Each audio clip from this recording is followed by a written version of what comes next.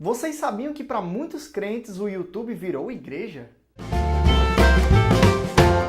Uma coisa que nós temos que admitir é que hoje em dia o YouTube tem ajudado muito a obra de Deus, propagando o evangelho e edificando irmãos. Tem muita gente boa produzindo conteúdo cristão e me deixa muito feliz ver que muitos assuntos teológicos que antes eram precisos estar num seminário para estudar são facilmente encontrados na internet fazendo uma simples busca. Mas da mesma forma que tem sido uma bênção, tem trazido um grande pensamento errado. Infelizmente, muita gente tem achado que as teologias e doutrinas aprendidas na internet têm sido suficientes. Nós devemos admitir que a Igreja de Deus deve sim se valer dessas ferramentas para produzir e propagar conteúdo cristão. Mas isso não é desculpa para que o crente deixe de congregar. Se você já é crente há um certo tempo, com certeza já ouviu alguém dizer que não precisa ir para a igreja para estar perto de Deus. E que pode muito bem assistir uma transmissão ao vivo de um culto para se fortalecer espiritualmente. Mas se a gente observar o que a palavra de Deus diz, veremos que essa ideia é totalmente errada.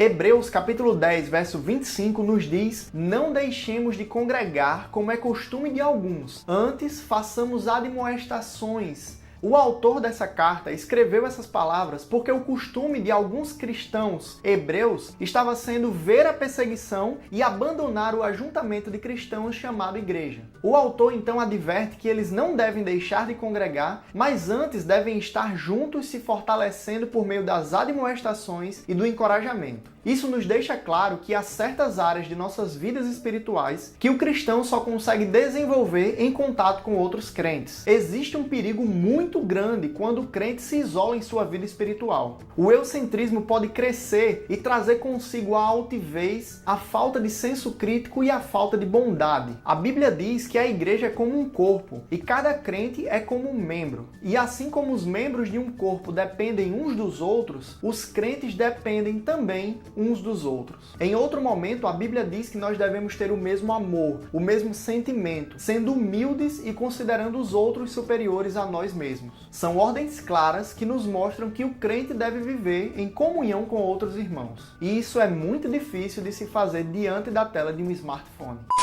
Deixa eu ver aqui se o pastor já colocou a transmissão ao vivo do culto de hoje, porque eu não estou com vontade de ir para a igreja, não. Por hipótese alguma, o cristão deve deixar de congregar. Com tudo isso, eu não quero criticar a grande iniciativa que muitas igrejas têm tido de fazer transmissão ao vivo de seus cultos, de fazer aconselhamento via Skype, etc. O grande ponto é que o cristão não pode se limitar a isso. O cristão não pode esquecer o quanto é bom estar na casa de Deus. E devemos valorizar isso, pois nesse exato momento existem diversos missionários espalhados em vários países pelo mundo onde não há liberdade de culto público, onde há perseguição e onde os crentes precisam se juntar à margem da sociedade. E eu quero terminar esse vídeo com o exemplo do pastor Dietrich Bonhoeffer. Eu não sei bem se a pronúncia do nome dele é assim, o nome dele vai aparecer aqui e você pode pesquisar aqui na internet a pronúncia. A história dele é muito interessante. Ele foi um pastor cristão que viveu durante a Segunda Guerra Mundial na Alemanha nazista. E em 1943, ele foi preso justamente por se opor à política nazista e foi morto em um campo de concentração em 1945. Vejam só o que esse pastor falou num momento histórico onde não havia liberdade de culto naquele país. É pela graça de Deus que uma congregação tem permissão de reunir-se visivelmente nesse mundo. Os aprisionados, os enfermos, os dispersos, os proclamadores do evangelho em terras pagãs permanecem sozinhos. Aquele que tem o privilégio de viver a vida em comunhão com outros deve louvar a graça de Deus, do profundo do seu coração. De joelhos, agradeça a Deus e confesse que pela graça, nada mais do que por graça, que temos permissão de viver numa comunidade com outros irmãos em Cristo.